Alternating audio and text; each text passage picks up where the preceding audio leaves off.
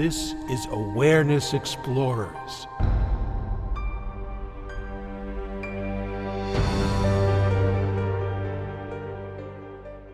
Good morning, good afternoon, good evening, fellow explorers of the inner realms and inner awareness. And I am Jonathan Robinson, your co-host, and I'm with my trusty co-host, BrianTomO'Connor. And we have a subject today, which we came up with about half a dozen titles. I'm not sure what the latest one is, but it's something like how the mind manages to keep us asleep, or mind ploys, or something like that. And it's really what every user who has a mind should know about, what their mind does to trick them into focusing on problems, worries, and all kinds of negative things when bliss, awareness, peace, and love are surrounding us and available. How do we keep falling for the same old ploys? And I think we both have a lot to say about a lot of different ploys that the mind uses. But when we came up with this topic, Brian, what showed up in your beautiful mind? Well, I think that it is a great topic because the mind really does have dozens of ploys to keep us away from seeing reality as it is. But I do want to just say that when we talk about the mind and when we talk about thoughts, I think it's safe to break it down into two types. One is practical thoughts. You know, if you want to get to the airport on time, you might have to figure out what's the best time to leave and how you're going to get there. We're not talking about those practical thoughts. I think we're talking about the incessant inner dialogue that tells you what's wrong with you, what's wrong with the world, and what's wrong with other people. And maybe we might call that the emotional mind, or maybe you have a better term for it. Dr. Jeffrey Martin called it the narrative self, like the constant commentator on everything. And I kind of like that term because it shows that we're always in a narrative, a story that we've created, rather than reality, which is always there if we stop commenting on it. And you're right that the practical mind is not the problem. As Ram Dass used to say, the mind is a wonderful servant and a terrible master. And for most of us, it's mastering us most of the time, because we keep falling for its illusions. And as you know, Brian, I'm an amateur magician. So one of the interesting things about magic is that it basically shows you how easy it is to trick people and to trick ourselves, because we're looking one way and then the magician does something else. And in a certain way, that's what's going on with the mind. But once you know some of its tricks, how it does what it does, some of its ways of creating an illusion, you don't fall for it so easily, or at least for such a long time. And that can help you to then awaken to what's really beyond the mind, which is awareness, which is a stillness in reality, which is just this moment. I really like that phrase, the narrative mind. I think that says it perfectly, because it's the story about our lives that actually filters reality from direct experience. And another way the mind does that is the mind, I've always referred to the mind as the organ of separation. Its purpose is to make distinctions between things. And let's just say, for the sake of argument, that it's true that there's only one thing going on, that all is just energy vibrating in various temporary forms, arising and falling. Then that mind that makes distinctions between things is not actually showing us the truth. So it's another filter between direct experience of reality and ourselves. Yeah, and before we get too down on the mind, you have to realize that this did have a lot of survival value, which allowed us to become the dominant species on the planet. And the fact that we create stories about everything means that we can share these stories, like stories about how pieces of paper are worth something, known as money, how stories about how to organize nations, such as democracy or other forms of government, that the mind's ability to create these stories, even about ourselves, can sometimes be helpful for being successful or getting things done or survival. But there's a lot of baggage that goes along with this. And the more you know some of its tricks, the more you can avoid some of its unfortunate tendencies that keep us from peace. Like, for example, the mind is very big at becoming very attached to belief systems, or what I use as an acronym BS for belief systems. And we act as if our belief systems are completely true. And you can see in religious wars that people will die for their belief systems. And our belief systems, of course, yours and mine, Brian, are absolutely correct, but everybody else's is a little wackadoodle. And unfortunately, other people don't see it that way sometimes. But belief systems about, this candidate is perfect and the other party is bonkers. We get very emotional about that. Our belief systems about what's true and not in terms of religion, our belief systems about money or about ourselves. We take it all as being completely real. And it's very hard for us to step out of our belief system box. But what are your observations about that? Well, that's absolutely true. And as a matter of fact, yes, it's true that certain beliefs and certain ideas and thoughts are helpful in a practical way, as we mentioned before. But I would say that if what your aim is to really dig down and see the ultimate truth of your own nature, then don't believe anything.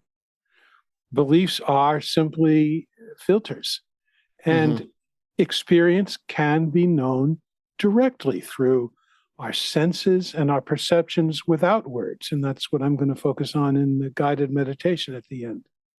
Great. Unfortunately, there's no, corporation or interest group which is saying don't believe anything. They all want us to believe something, and we get caught up in those types of promotions and advertisements. A friend of mine uses the term, he says, there's only two things in the world.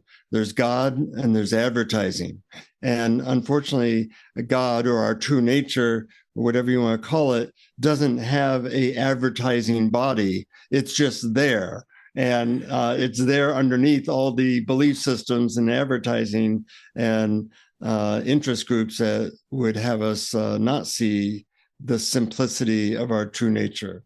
Yeah, that's right. But, just to insert this little observation that it's true that it doesn't have its own advertising system. However, a lot of proponents of it think that it does and actually advertise things like enlightenment and certain spiritual systems and methods that make us think that there's something that we don't have that we're going to get in the future. I call this spiritual advertising. And that's a belief that we often fall for, because enlightenment and our true nature can only be known now, and it can't be known in any conceptual way.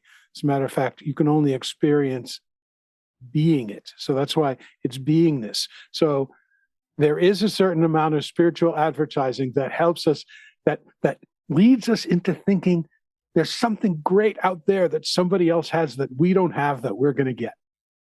And, even that can be useful to get people off their butt and searching and trying stuff. But it can also be a detriment to just relaxing into one's being now. So belief systems can be useful for certain things, for even spiritual growth or making money or having relationships. But the fact that we grab onto them and don't see outside of them or other possibilities is where it tends to be a mind trick that keeps us kind of stuck. Yeah, that's right. And you make a good point that a lot of times we need the mind to get us started, to have the idea that maybe there's something better than this and I might try something else. So yeah, you need to get it started. But once you get going, then the process is gradually dropping beliefs and dropping attempts and dropping all conditions on experience. Mm-hmm. Something I sometimes say to the clients that I coach spiritually and in business is what got you to the level of success you're at now is the same thing that will interfere with you getting to the next level of success.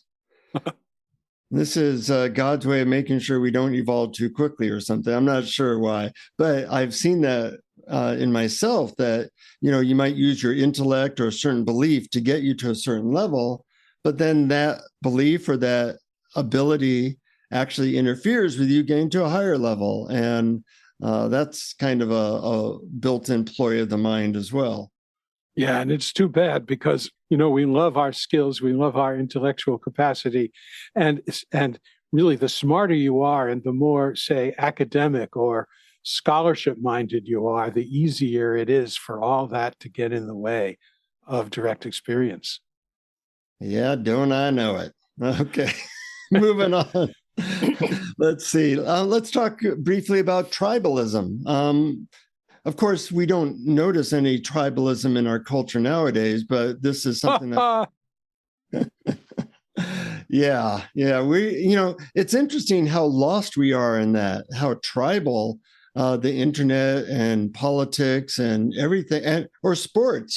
People will practically die for their sports team. That's a form of tribalism, and we miss all the nuance that, maybe the other party has something, political party has some value in what they're saying. We can't see it because our tribalism gets us into, we're all good, they're all bad, and end of story. Thank you very much.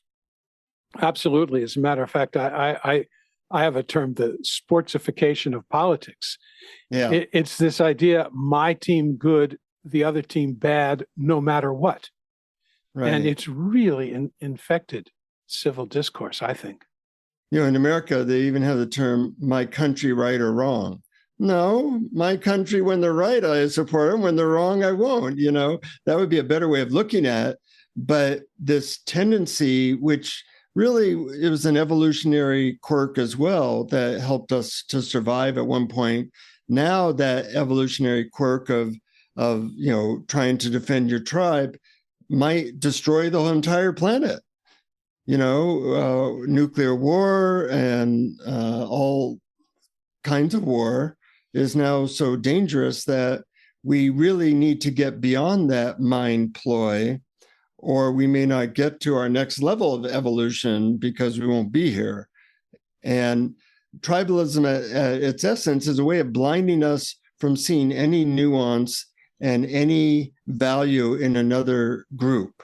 We go into black and white thinking, and there's a lot of emotion backing it. And it just is another form of blinding us from what is. Yeah, that's right. And it just makes me think of how great Byron Katie's question is. Her question is it true? Mm-hmm. And how do I know it's true? And if we ask this of everything we believe, it really can put a dent in things like tribalism. Yeah.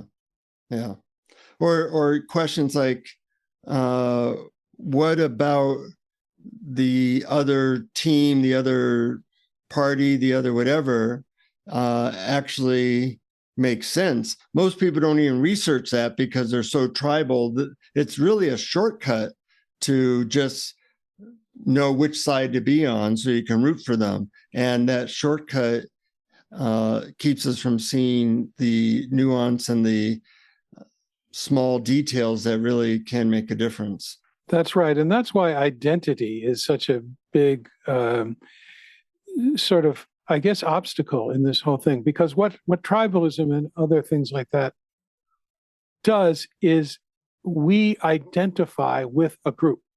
We Mm-hmm. identify with a team. We identify with a political party. We identify with an ethnic group or social group. And we take that on as part of our personalities. And really the antidote to that is to question every concept of identity that you can possibly come up with and ask, what what knows that concept and what is that concept appearing until your identity becomes clear, nonverbal, non-conceptual, empty, infinite spaciousness. Yeah, that would be nice if people could do that, because getting very attached to identity is another one of the mind ploys that keeps us asleep. I'm a psychotherapist, so I know a lot about psychology and various experiments. And I'll talk about two of the most famous psychological experiments ever done. One is called the Zimbardo prison experiment, where they split, all their volunteers into two groups, ones that were being prisoners and ones that were being the guards. And as they did this, just a random selection, you're a guard, you're a prisoner, they played it out for a few days. And within like a couple of days, the guards were being cruel to the prisoners, and the prisoners were being tribal and trying to hurt the guards. And it got so intense that they had to stop the experiment very quickly, because it was so much animosity between these two groups that were basically all just students who walked into the experiment. But when you tell people you're a this and you're a that, and you create that tribal experience, what normally happens is that people start hating each other and seeing the other group as a threat, even though 10 minutes earlier, without that label, without the identity, they were your friend. Amazing. Amazing. So as a result of that experiment, do you know of any ideas or theories that people have come up as an antidote to that kind of situation?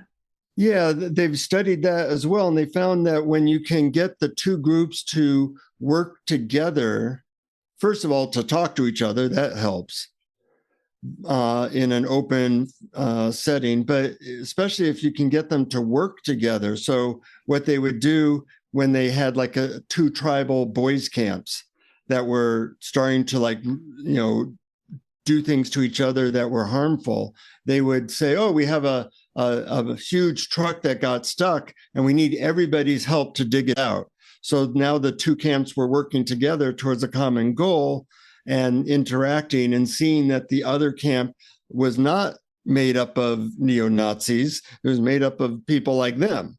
And that type of thing, we've talked about how, if an alien race came down to Earth and started to attack us, we'd all be identified as humans rather than as Russians and Americans and Saudi Arabians and Iraqis. We'd start to have a bigger identity and a shared identity, and that tends to be a big way to overcome that tendency. Yeah, I guess a common enemy is something that actually binds people together. Well, it can. Unfortunately, COVID didn't do that. We went into our tribalism. That's right. It wasn't a big enough threat yet. So the threat has to be very specific that somehow brings people together. Another mind ploy which hits us and is affecting the world is our desire for quick dopamine hits, a la Facebook, social media, and all that. And, I'm 63. So when I look around to people younger than 40, I'm attached to my smartphone, like just as much as the next person. But when you look at the younger generation, the smartphone is really an extension of their arm. So anytime you're on the subway, you can't really have a conversation with people nowadays because they're getting dopamine hits from their phone. And that busyness and the desire to get the jackpot on our phone, so to speak, is really affecting the world in a negative way. I've said it before that 1,000 Facebook friends does not equal one really good friend. And people are just inundated with opportunities to get these quick hits that keep them from just being relaxing and opening up to their true nature. Yeah. So would that include video games, and would that include browsing on the internet and watching YouTube and stuff? Absolutely. dopamine hits. And what is it? So what is it that really is harmful about that? Is it that, I mean, is it that we stop talking to each other and we stop interacting with each other? Or is it that it becomes our reality instead of actual reality? Do I get an all of the above? And I'll include a fact that we get trained to need immediate reinforcement. And that keeps us from a lot of the good things in life, whether it be a loving relationship or learning to quiet your mind or a big project to help the world or being a parent. All these things require delayed gratification. And a lot of people are having a really hard time with being motivated to do those things because they want the sugar high of the dopamine hit, and they train their brain to expect that. So it's almost like a new form of addiction. I see. And then, of course, we get programmed, being that these social media sites are trying to keep our eyeballs on it. We get programmed by whatever they want to feed us. We don't realize that we're being, in a way, conditioned and programmed by an artificial intelligence that knows our mind's weaknesses and preys on them to keep us attached to the information it sends, which is normally outrage about the other tribe that is doing things that might destroy the world. That definitely gets our attention. We want to know what they're doing and how they're doing it, or we want the quick entertainment of some good-looking people who are half naked, or whatever it is. But it basically rewires our brain. Yeah. Well, what about the stuff that we actually? What about doing research? Like, let's say, for example, I'm about to go on a trip to Europe, and I've been using the internet to research things like, the best places to see, the best places to pack, useful stuff like that. And it seems like, although certainly then I get a whole bunch of recommendations on YouTube on similar subjects, but it seems that I'm the one who's sort of controlling that by, I want to find information about such and such. And I find it amazingly helpful, but am I missing some key harmful element there? I don't think so. It really comes back to what you said at the beginning. If you can use things for practical purposes that you have defined, I think that's very valuable. You want to go to Europe, yeah, might as well find the best places. And that's a very practical application of using the mind to achieve a good goal, we'll call it.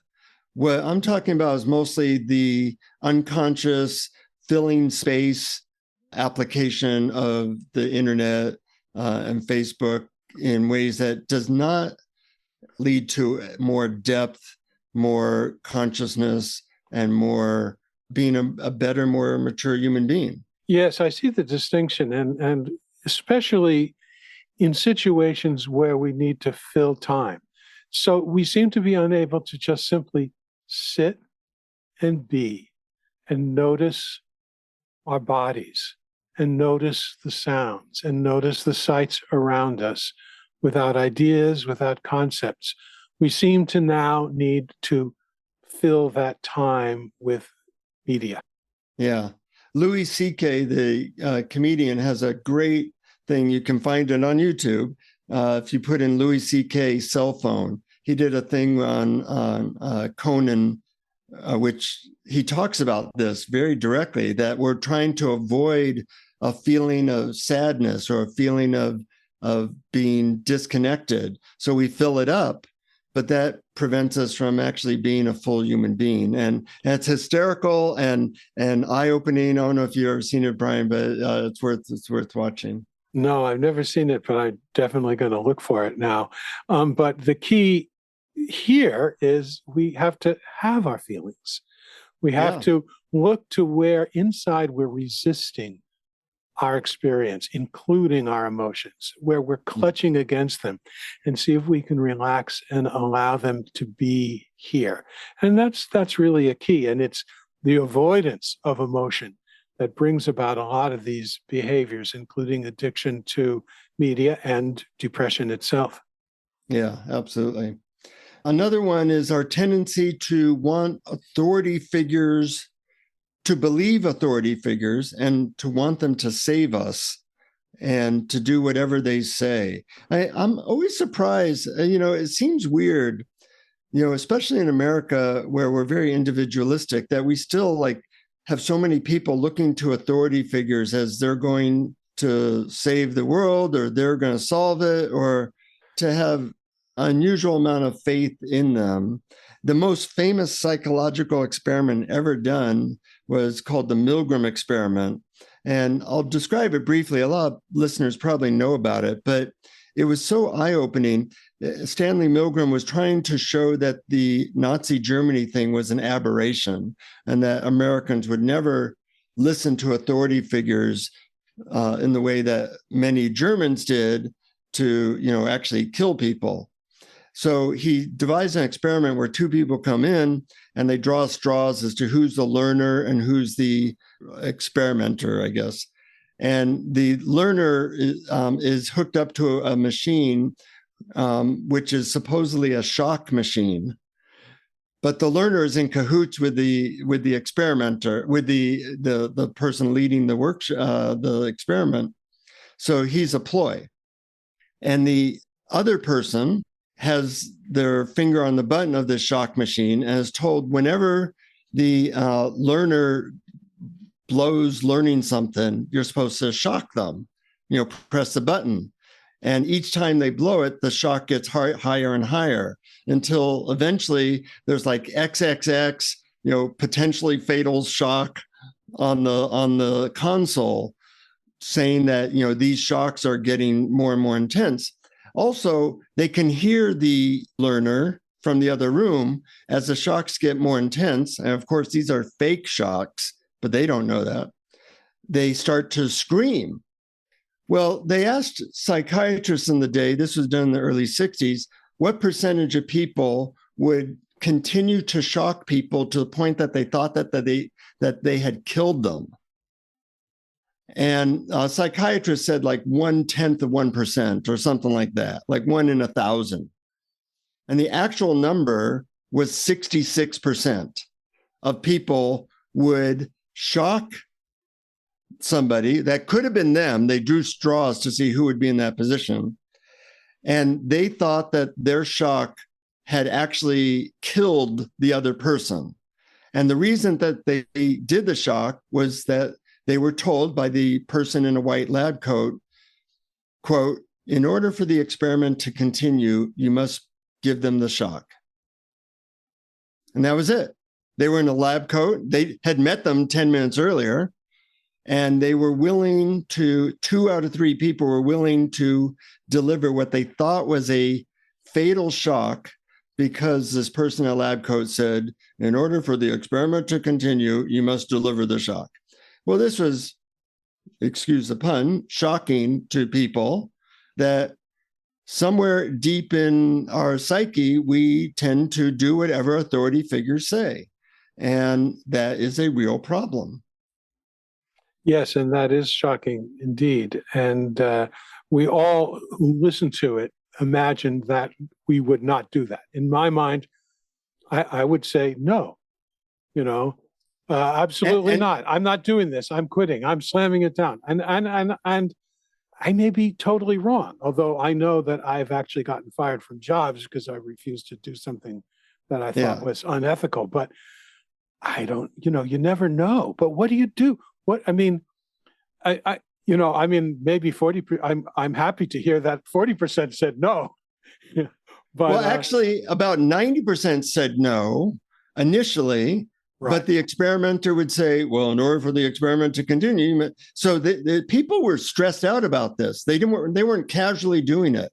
A lot of them were like having mental breakdowns, but then they would do the shock. And so it wasn't an easy thing for them, but they were willing to follow directions.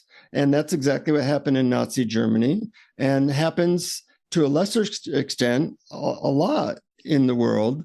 And we have this biological or evolutionary tendency to want to have a powerful king or president or whatever who will set things, or savior, who will set things straight. And that tendency of the human mind keeps us from asking ourselves, what's our truth? What feels right to me? Because we're looking so much towards authority figures rather than ourselves. So is that the antidote, asking that question? I think so. I was in a spiritual group for a lot of years with a powerful authority figure, a guru. And I saw that happen, that we tended to believe whatever he said. He was right 99% of the time. But that 1% that he wasn't right, nobody questioned him, except occasionally I did. Well, good for you. I'm glad you did. It's kind of scary. And I think that, I guess what we need to do is really question everything. Yeah, or really know that this is another ploy of the mind, another weakness to our evolution, and to be aware of it, and to be aware when you might be falling into it. Well, that's a really good point that you make right there. You're right. It's knowing that the mind has the ploys, being able to identify them and being able to see them when they arise, that you might stand a chance of making a different choice. Correct. And then there's the whole category, and we're not going to go into all of them, but what are called cognitive mistakes. And, if you go into cognitive behavioral therapy, they have a whole list of like 20 mistakes the mind often makes, like tendency towards black and white thinking, tendency towards pessimism, even a tendency to trust people can be a cognitive mistake. There's a tendency that we believe whatever people say until they're proven otherwise, but that can get us into problems. And, they've shown studies that optimists tend to think that any problem is short-lived and was out of their control, whereas pessimists tend to think that things will go on badly forever and that they have no control. And I confused it with optimists. Optimists think that they do have control. Pessimists think that they don't have control. And these are various cognitive mistakes, a tendency to not see anything good in somebody who you don't like, et cetera, like that. There's a whole list of them. You can Google cognitive mistakes. And in fact, we make those mistakes in our economics. We often underestimate how much we'll need some money in the future, for example. So people retire without enough money, or we overestimate how good of a person we are, how good of a driver we are. Most people put themselves in the top 10% of drivers. So all these things can add up to not seeing reality accurately. Yeah, and when you go through all these, we do have a tendency also, when we think about it, to think, oh my gosh, this is really horrible. All these terrible things. And we start to feel these emotions like there's something really dreadfully wrong with us and with human nature. And that's just a belief too. That's just a thought. My recommendation is let it go, or ask, what is the clear, open space that thought appears in, and identify with that instead of your thoughts. Right. One of the great things about knowing yourself as awareness is that it lets all these mind ploys kind of slide off you. You don't get too down the rabbit hole.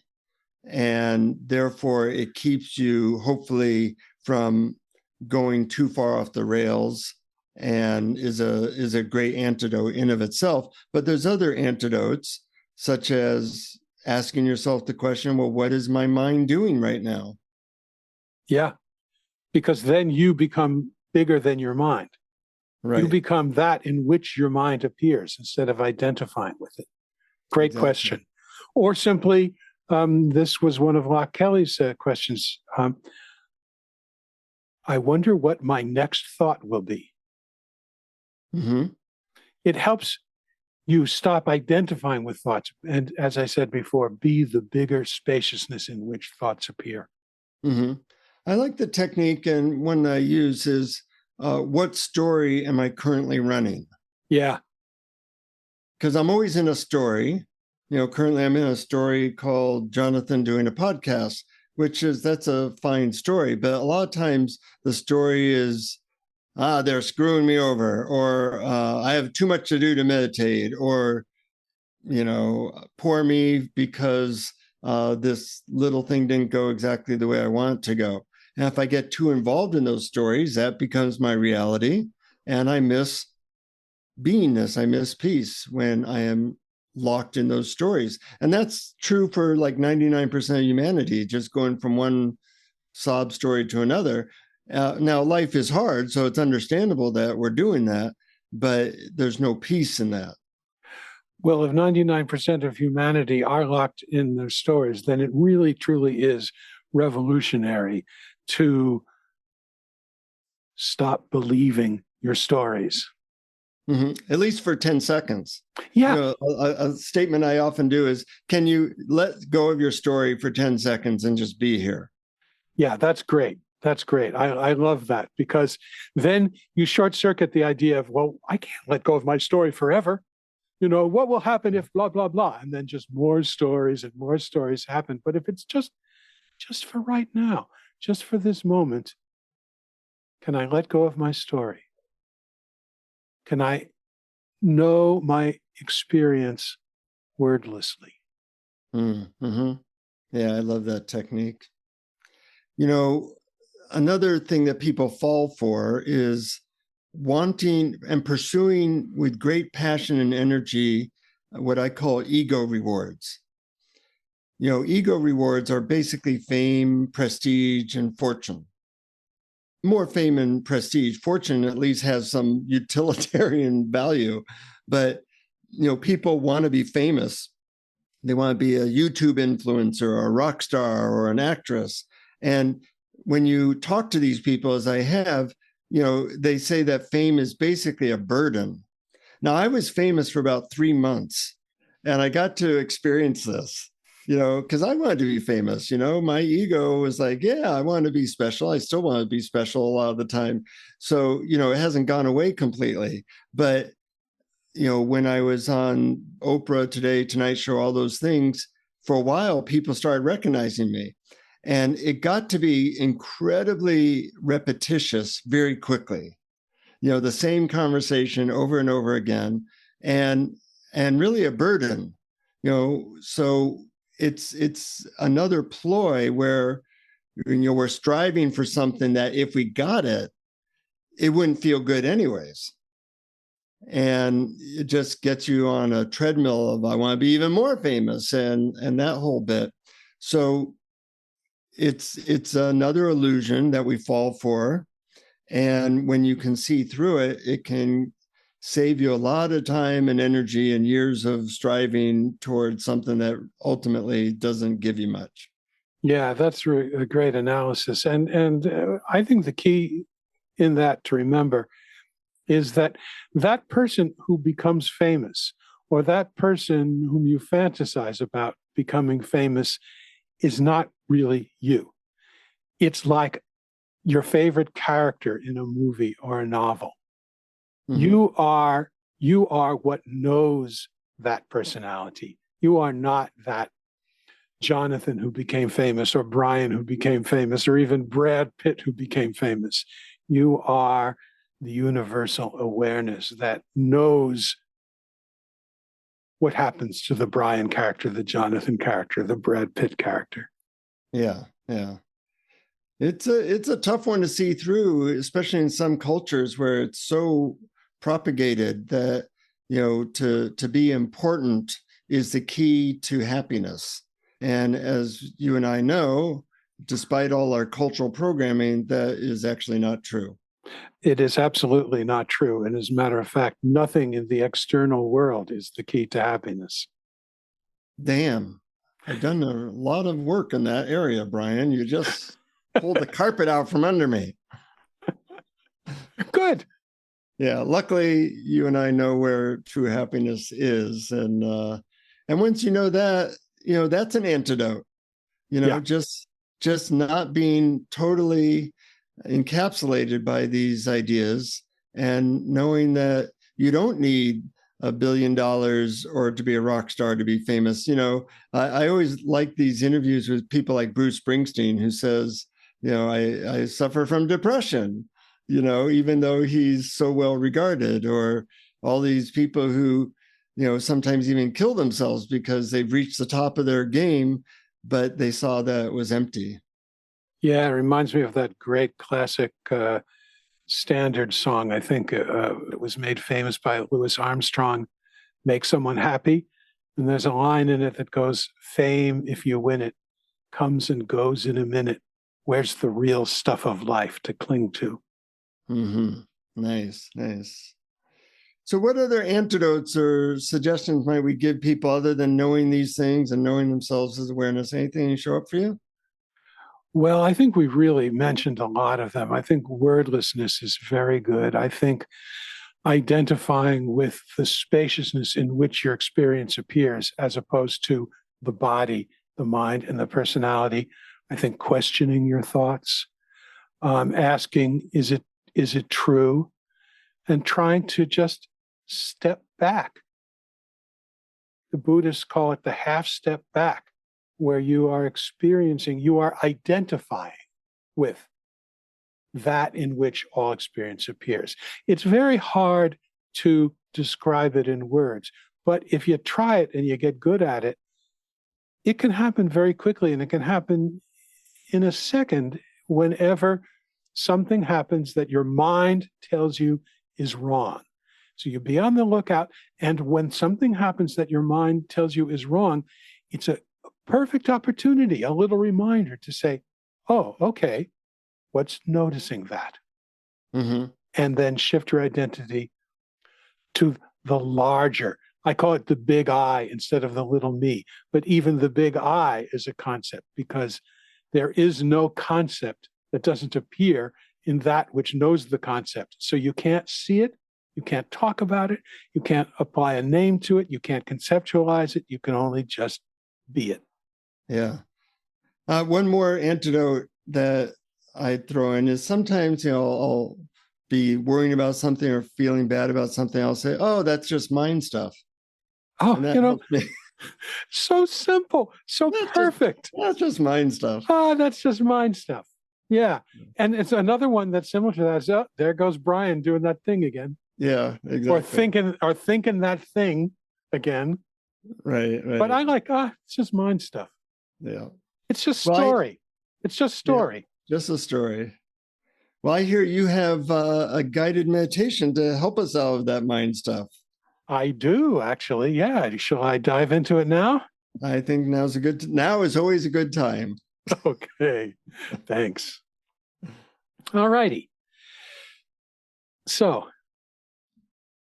this meditation provides an antidote for those times when your mind and your incessant thoughts seem to want to take over and flood your experience. When the words going through your mind are demanding all of your attention. When they seem to say, listen to me, ignore everything else. As you'll see, the key is not to fight these thoughts, but to notice that they're only one small part of your current experience, and to see that there are easy ways to let them be. That is, to let them come and let them go. So, first, as always, find a comfortable position. Close your eyes if it's safe to do so. Take a nice, easy, deep breath and relax.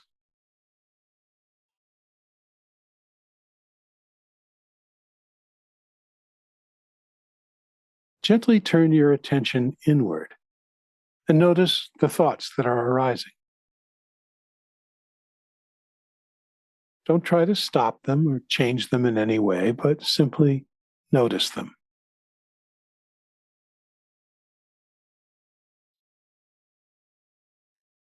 Ask yourself, In what do these thoughts appear?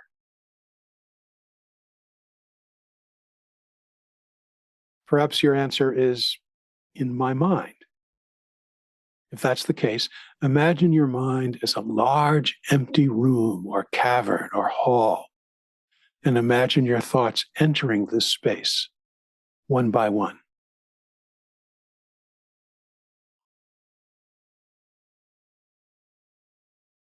What thought will be next?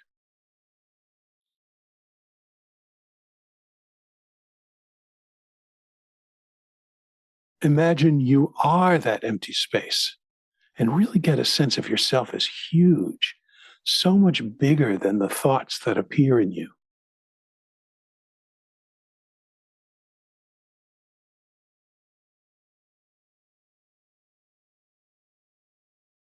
Now notice what else is arising in your experience. For instance, the sounds you hear or the body sensations you feel.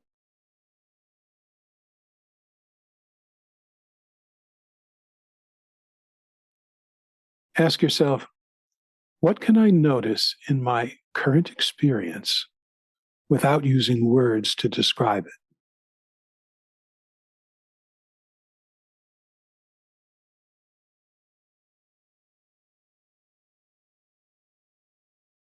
Again, body sensations and sounds are the easiest to play with here.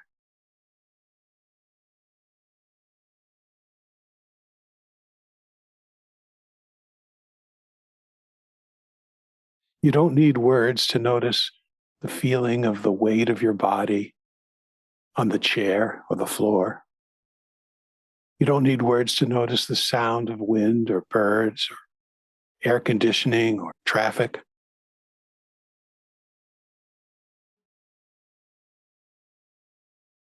One more time, ask yourself, what can I notice in my current experience without words? What can I experience wordlessly?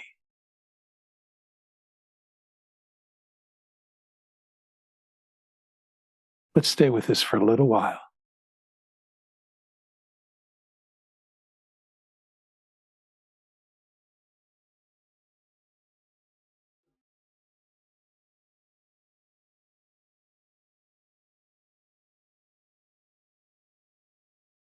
After a bit, you may start to notice that verbal thought comes in anyway. No problem. Simply imagine that your mind is so slippery that when thoughts come in, they find no purchase and just slip on out the other side.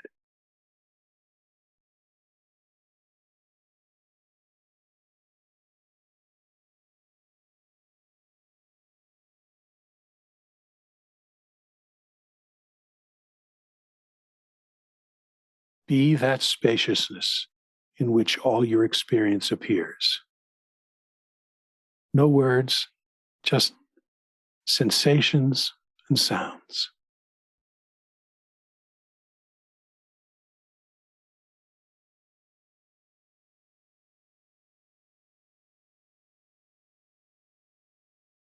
Notice your body wordlessly.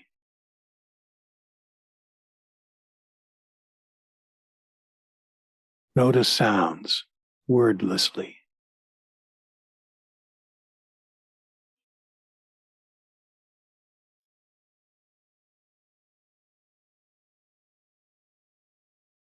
Now, sit for a moment or two and make no attempt to change anything about your experience whatsoever.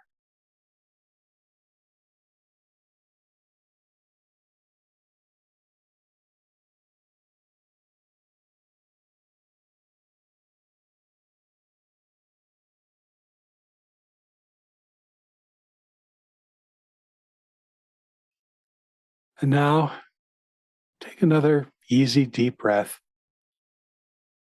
And when you're ready, open your eyes. Always a great pointing to what is. Yeah. I appreciate that. Yeah. Yeah, this has become my favorite go-to game or method or exercise lately. Uh-huh.